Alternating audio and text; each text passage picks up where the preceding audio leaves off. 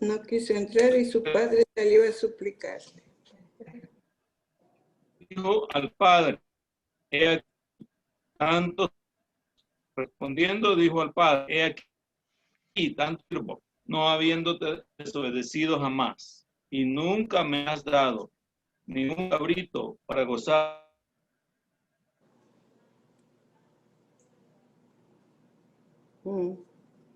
Okay.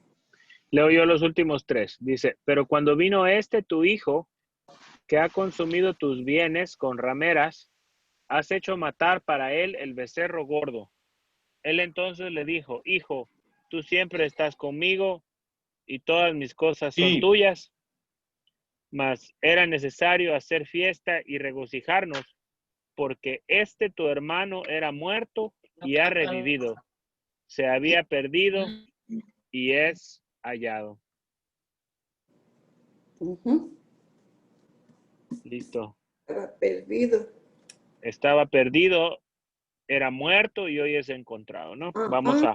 Vamos a orar rápidamente. Amado Señor, te damos gracias, Padre, por la oportunidad que nos das de reunirnos como familia, de aprender tu palabra, Señor.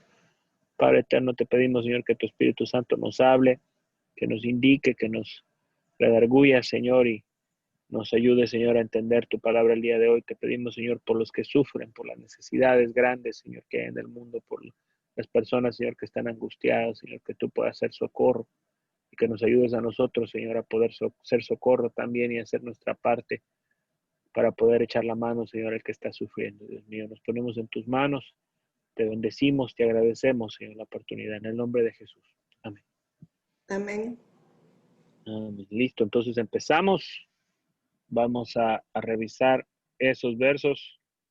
25 nos toca hoy. Venimos entonces de estudiar la primera parte de la parábola del hijo pródigo. Habíamos llegado a la conclusión que el hijo pródigo había decidido alejarse de su padre, había decidido vivir su vida a su gusto, de otra manera, de una manera distinta a la que su padre le había enseñado y bajo otras leyes y bajo otras costumbres. Por lo tanto, había decidido que le dieran todo su dinero, que era dinero que estaba supuesto él a recibir en el momento que su padre falleciera, y pidió que se lo dieran. Y no solo eso, en cuanto se lo dieron, preparó viaje, armó maletas y dijo, ay, nos vemos, me voy a vivir mi propia vida, ¿no? Me voy a vivir mi propia vida a mi gusto, como yo diga. Y el muchacho se fue y se fue tan lejos que se fue a un lugar donde las cosas eran muy distintas. Y pues allá donde él se fue, lo alcanzó una hambruna, no podía él sostenerse más porque se había acabado todo su dinero, y aparte de eso, la tierra donde él estaba sufriendo porque había escasez. Y este muchacho, al no ver más que hacer, decidió arreglar las cosas por sus propios medios e ir a buscar trabajo, ¿no? Y este ciudadano al que se arrimó, le dio trabajo, pero le dio trabajo de apacentar cerdos, que es quizás de lo peor que le pudieran haber dado de trabajo al muchacho, ¿no? Y era tanta el hambre de aquel lugar que el joven deseaba que le dieran la comida que se comían los cerdos, que eran desperdicios, ¿no? Y nadie se la daba. Y en ese momento él, dice la palabra de Dios, que volvió en sí. Y habíamos estudiado lo que significa arrimarnos, habíamos estudiado lo que significa volver en sí, reaccionar, tocar fondo y entender la realidad de nuestra situación, ¿no?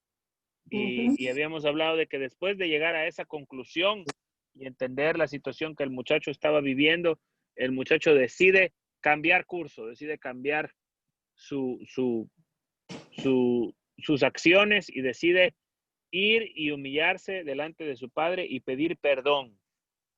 Habíamos hablado de que este perdón que este muchacho no era un perdón de diente a labio, era un perdón sincero, porque él se sentía arrepentido de haber hecho lo que había hecho, tanto así que no quería siquiera que le llamara hijo su papá, sino que le pedía que lo considerara únicamente como uno de sus jornaleros, ¿no?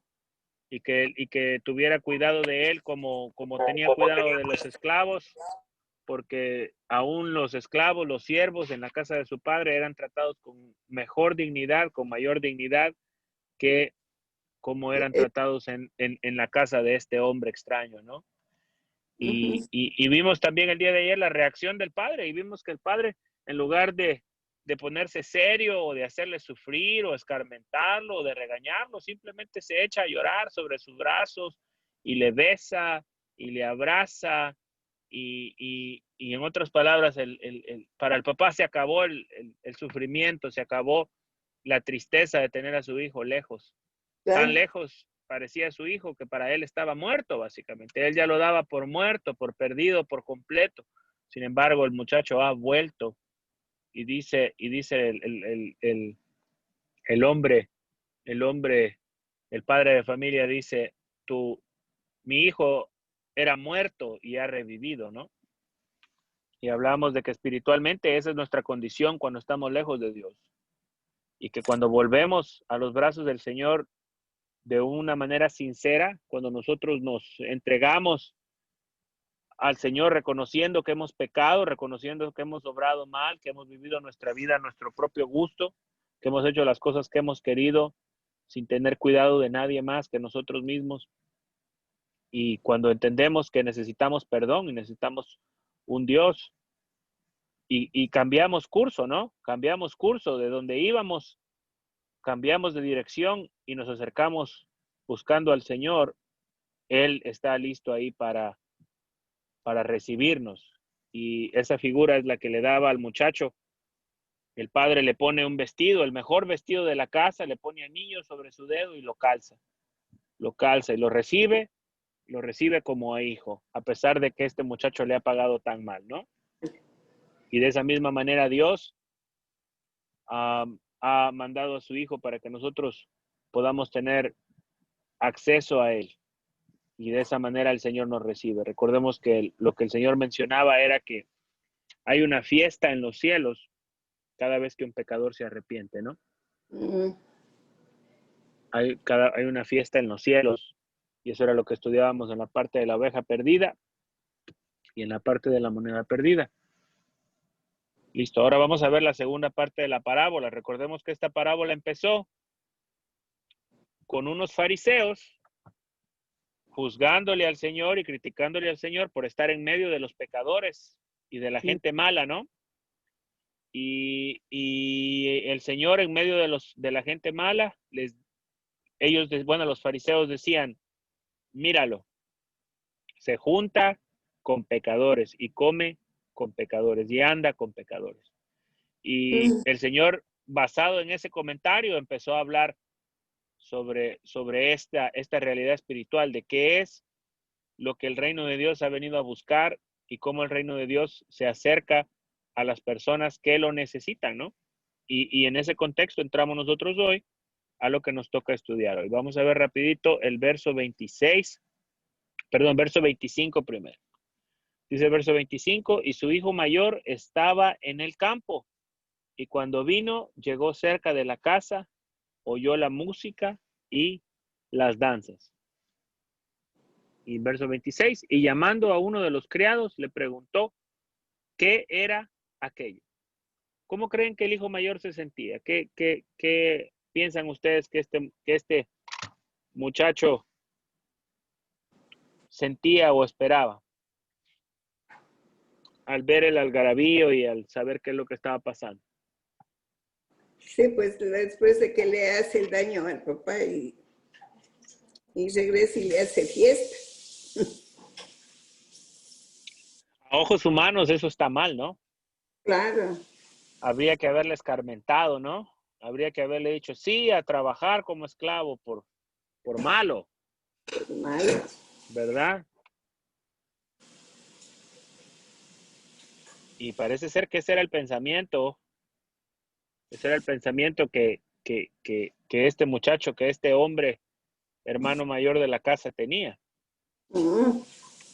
Dice el verso 25 que él estaba en el campo, llegó y oyó música y danzas.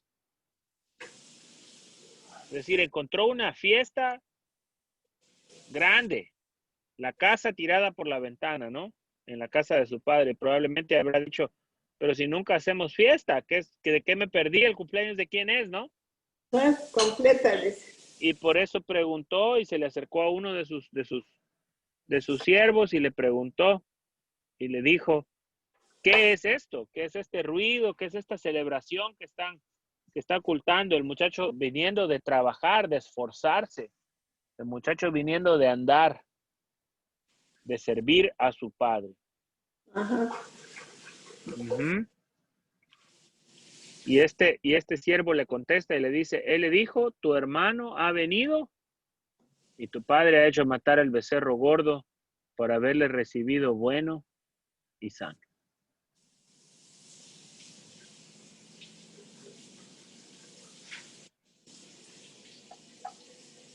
¿Qué opinan ustedes de esa parte? El papá emocionado en verdad le hace eso, pero al hermano mayor no le agradó. Uh-huh. Y yo pienso que a nadie le agradó.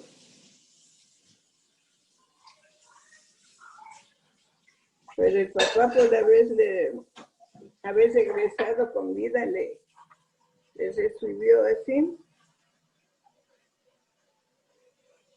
En otras palabras, a la mayoría de las personas No les agradó. no les hubiera gustado que le den ese recibimiento a esa persona mala Claro.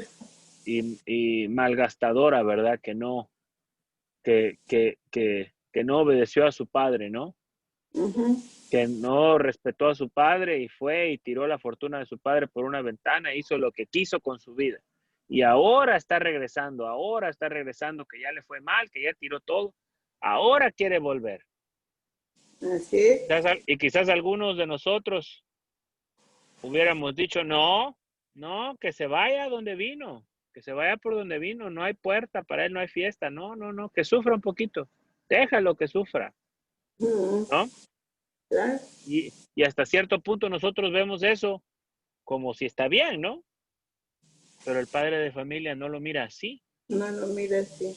El padre de familia lo mira como a un hijo que estuvo verdaderamente perdido y hoy está de vuelta en su casa. Un hijo que se le ha devuelto a él, que estaba en otro tiempo lejos, que estaba en otro tiempo él sin saber, sin tener noticias de él, preocupado por él todo el tiempo, y hoy lo tiene de regreso en sus brazos. Lo tiene de regreso en su redil, como la oveja perdida. Uh-huh. Ahora, veamos un poquito más adelante. El verso 28. Entonces se enojó y no quería entrar. Salió por tanto su padre y le rogaba que entrase. Verso 28, él se enojó, el muchacho se enojó y no quería entrar. No quería entrar a la fiesta de su hermano. El hermano que había estado perdido por años, había vuelto a casa y él en vez de alegrarse de verlo y de alegrarse que su hermano estaba de vuelta, se había enojado y se quería quedar afuera porque para él ese hermano malvado y egoísta no se merecía el favor de su padre. Uh-huh. ¿Cómo ven esa parte? Está bastante resentido.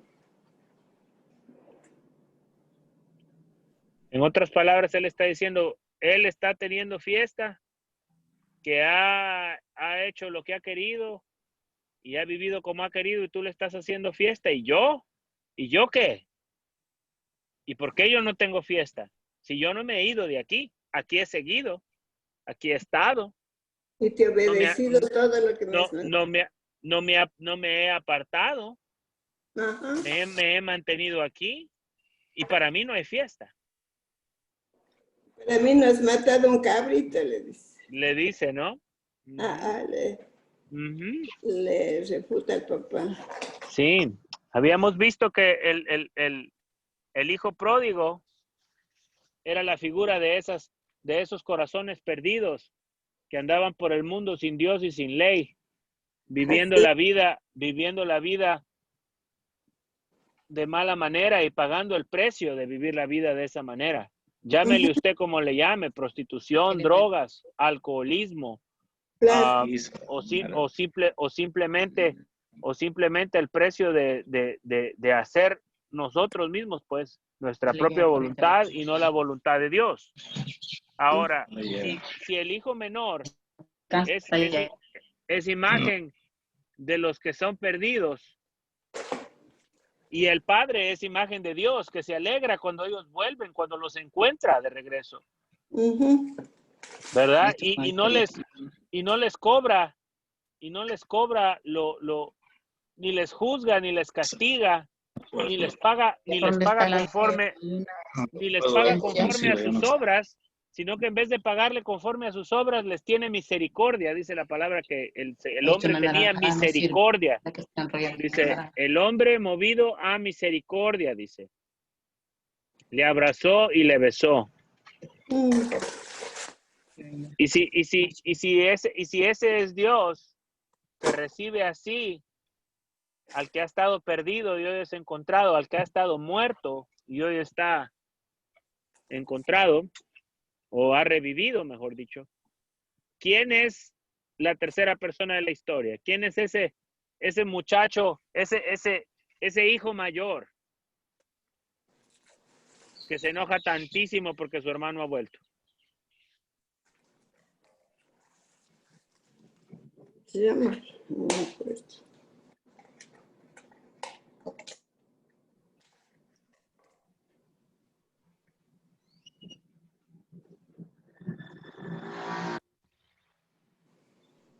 ¿Acaso me acuerdo qué es el nombre? Lo que pasa con esa situación es que puede más el egoísmo. Desde luego que ha vivido de acuerdo a lo que se espera, a cumplir normas, cumplir deberes, ser un hijo modelo, ser trabajador, ayudar al padre, virtuoso, casi como se creen los fariseos, pero en un grado menor. Pero el egoísmo no le deja reconocer que gana más con un hermano recuperado que exigiendo lo que de verdad le pertenece porque él ha cumplido. Pero tampoco tiene en cuenta la misericordia y el amor que el padre le tiene al hijo.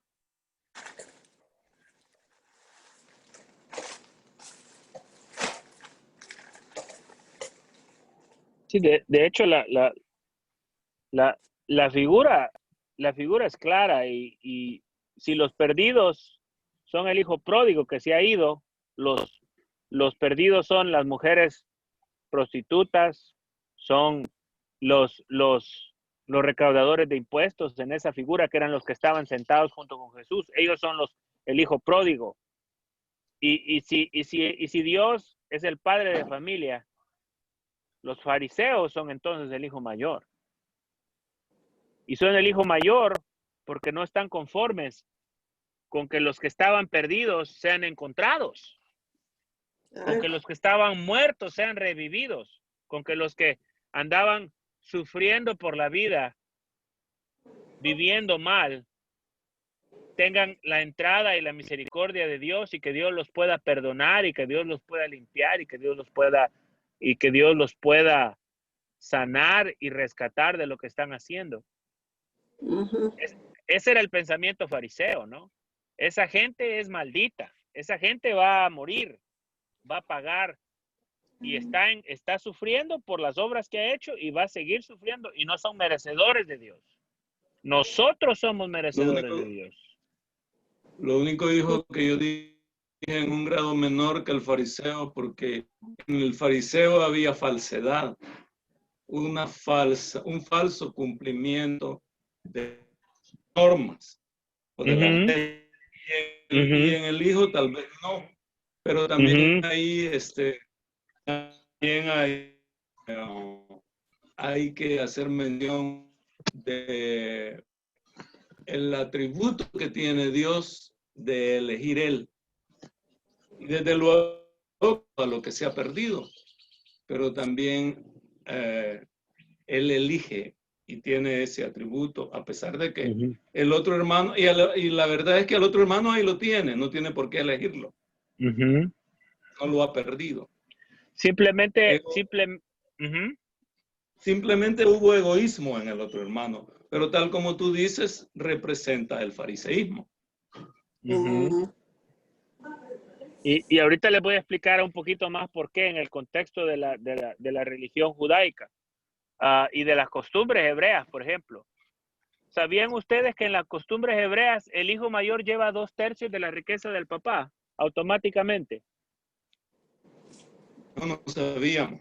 Y que al hijo menor le tocaba 1/3 nomás. Deuteronomio está, en Ajá, Deuteronomio el está. hijo menor solo se llevó 1/3 de lo que le tocaba, de toda la fortuna del papá, y los otros 2/3 por ley son del mayor.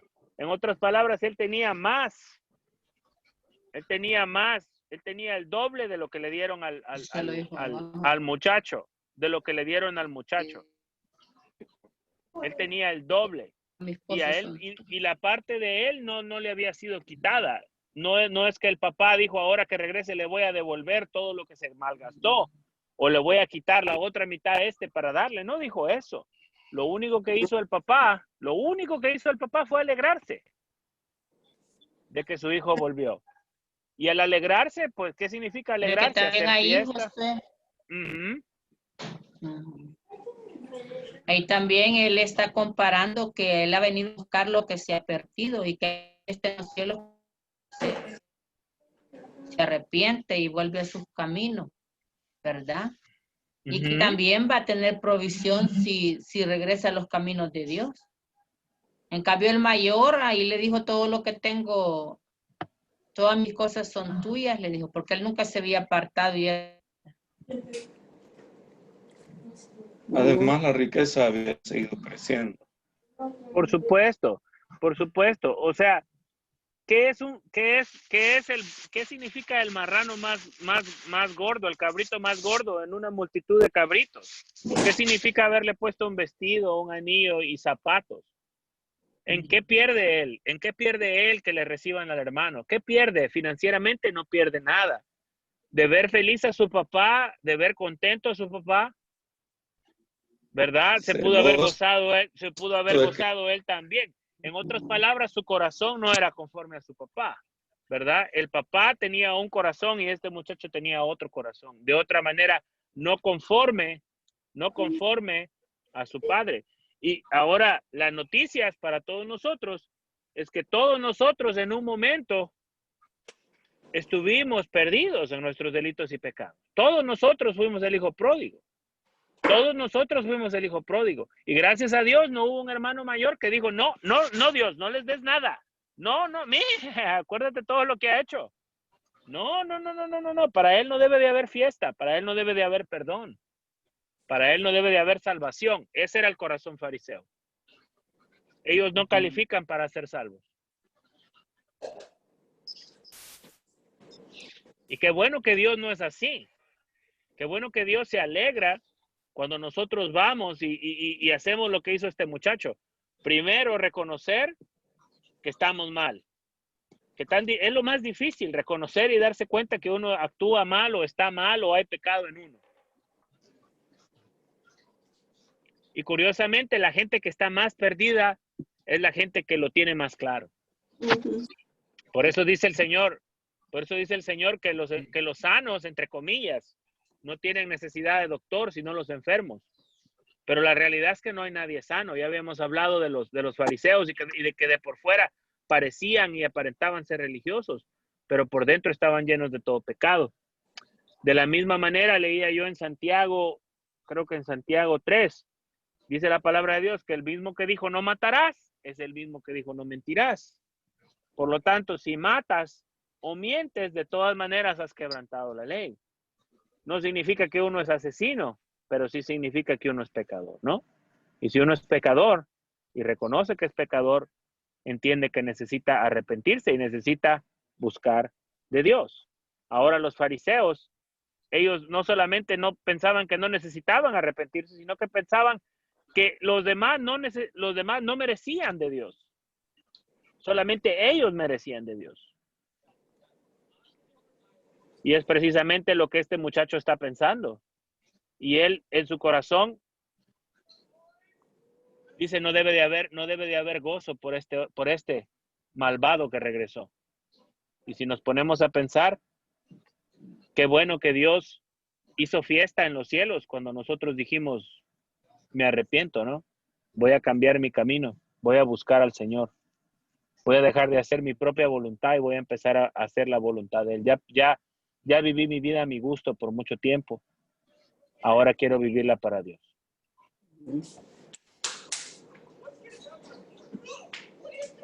Y aquí está la respuesta. El padre salía y le rogaba que entrase el muchacho.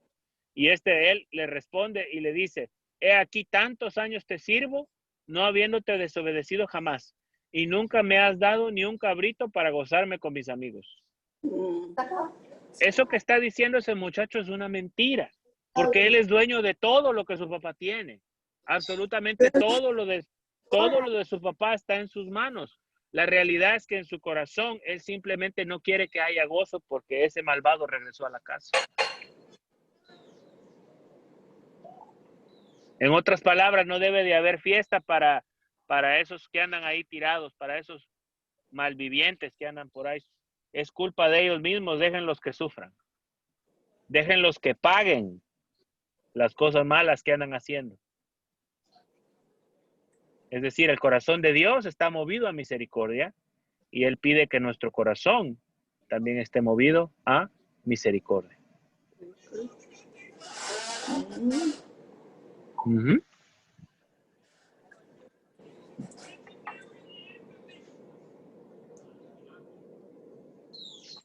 Y ahí está el 30, ahí dice todo. Pero cuando vino tu hijo, no mi hermano, ¿verdad?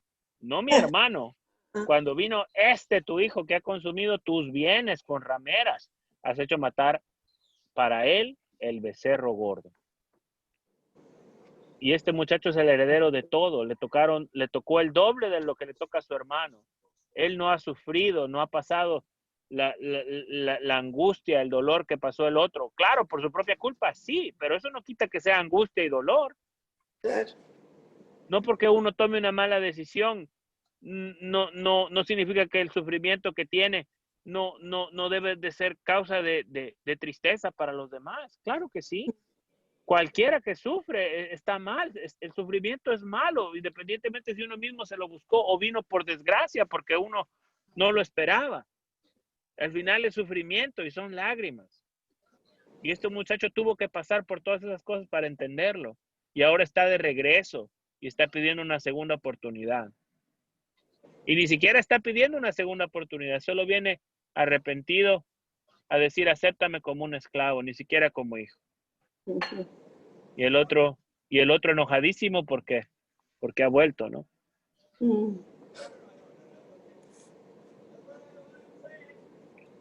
Entonces, de esa manera Dios nos pide a nosotros que tengamos esa misericordia, porque así como hubo misericordia y perdón para nosotros cuando nosotros venimos a los pies de Dios, de esa misma manera Dios nos pide que seamos misericordiosos cuando alguien viene a sus pies. Aunque nos haya hecho mal mismo a nosotros, aunque nos haya lastimado a nosotros.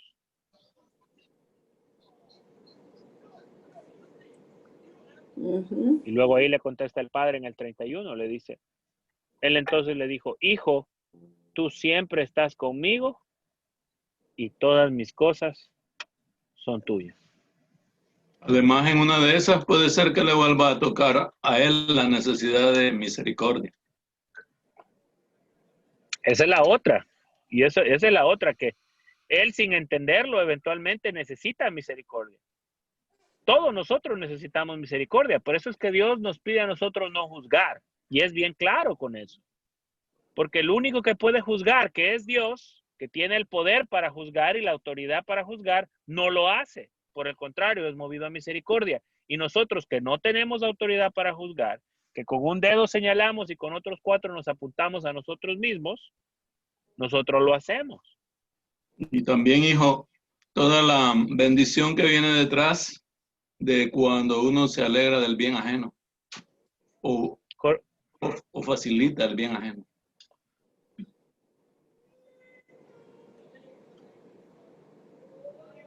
Claro, y el gozo viene también de la condición del muchacho. La condición del muchacho era igual a muerto. Igual muerto. Muchacho, hijo pródigo, igual muerto, ¿ok? Vuelto a su padre, igual vuelto a la vida. Esa era la condición. ¿Cómo no se van a alegrar de que un muerto vuelva a la vida? Espiritualmente ese muchacho estaba, el mensaje pues espiritual es eso, que si cuando nosotros estamos lejos de Dios, estamos muertos. Y cuando venimos a Dios y le entregamos nuestra vida, volvemos a la vida y Dios se alegra y no nos agarra y nos saca la cuenta y nos dice, ¿cómo vas a pasar? Espérame. Hiciste esto.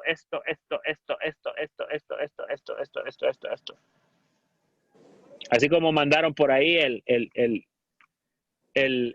meme de las esposas que se acuerdan de todo lo que ha hecho el esposo, ¿no? Así no nos recibe Dios. Al contrario, borrón y cuenta nueva con el Señor, ¿no? Borrón y cuenta nueva para poder acercarnos a Él.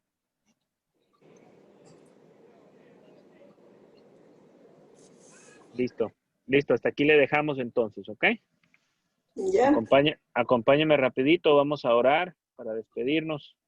Les pido por favor que me ayuden a orar por la hermana Miriam. La hermana Miriam es la señora salvadoreña que tiene su venta de pupusas. La señora está pasando momentos muy difíciles, pues estuvo enferma de coronavirus. En el momento que estuvo enferma de coronavirus se atrasó con su renta. Parece ser que le debía más de 3 meses de renta a la persona con la que estaba viviendo. Ya le pagó una parte, sin embargo, esta persona está empecinada en correrla. La ha amenazado con echarle a la migración. Le está acosando y le llega a gritar al apartamento para que se vaya. Entonces la señora está sufriendo mucho, no sabe qué hacer, quiere regresarse a El Salvador, no sabe para dónde correr. Vamos a buscar una manera de ayudarle. Mientras tanto, vamos a pedirle al Señor que tenga misericordia de ella, ¿no? Así es. Y que le ayude en estos tiempos difíciles.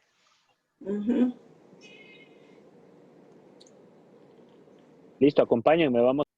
Ya. Amado Señor, venimos esta noche, Padre, delante de ti, agradecidos, Señor, porque tuviste misericordia de nosotros, Señor. Cuando estábamos muertos en delitos y pecados, Señor, tú te acercaste a nosotros, pagaste precio de cruz, precio de sangre para salvarnos, para liberarnos, Señor, y nos cambiaste, Señor, de muerte a vida, Padre. Damos gracias, Señor, porque ese es tu corazón. Tú tienes un corazón movido a misericordia, Señor, a aquellos que verdaderamente se arrepienten, Señor, y se alejan, Señor, del mal camino, Señor, y te buscan, Señor, con todo el corazón. Padre eterno, nos ponemos en tus manos agradecidos porque hasta el día de hoy has sido fiel, has sido bueno con nosotros, nos dejas seguirte buscando, nos dejas seguir aprendiendo tu palabra, nos dejas seguirte conociendo, entender qué tipo de Dios eres, lo hermoso, lo maravilloso y lo poderoso, lo bueno que eres, Señor, con nosotros, Señor. Y Padre Celestial, no nos pagas, Señor, conforme a nuestras obras, sino, Señor, conforme a tu gran misericordia que tienes para con nosotros, Padre. Pedimos, Señor, que aquellos que están sufriendo, que tienen angustia, Señor, tienen alguna dificultad, que tú tengas misericordia de ellos, Señor, que tú te acuerdes, Señor, de tus hijos. Y te damos gracias, Señor, porque tú permites que estas cosas pasen, Señor, para que nosotros también podamos actuar y reaccionar, Señor, y ser movidos, Señor, a misericordia, así como tú eres movido a misericordia, Señor. Permítenos, Señor, orar y no solamente orar, sino también ayudar, Padre. Explico, Señor, por cada familia representada aquí, que le sigas bendiciendo, que le sigas hablando en sus vidas, en su corazón, y que nos sigas, Señor, unificando más como familia y que hable, Señor, a cada corazón de cada propósito que tú tienes para nosotros. Nos ponemos en tus manos, te agradecemos por esta tarde. No nos desampares, no te olvides, Señor, de nosotros. Te necesitamos, Señor, en nuestra vida más que nunca, Padre. Más que nunca, Señor. Dice tu palabra que nos has llamado a ser sal de la tierra, luz del mundo. Ayúdanos, Señor, a hacer esa sal, a hacer esa luz. Porque, Señor, la tierra, Señor, es implacable, Señor. El mundo es implacable. Ayúdanos, Señor, a ser agentes de cambio, Señor, en nuestro hogar, en nuestra vida, en nuestro trabajo, en nuestra comunidad, en nuestro país. Ayúdanos, Señor, a ayudar. Ayúdanos, Señor, a amar a nuestro prójimo, Señor. Ayúdanos a no juzgar. Ayúdanos a ser movidos a misericordia como tú eres movido a misericordia. Quedamos, Señor, en tu presencia, agradecidos por tu palabra. En el nombre de Jesús. Amén. Amén. Amén. Amén. Amén. Amén. Bendiciones.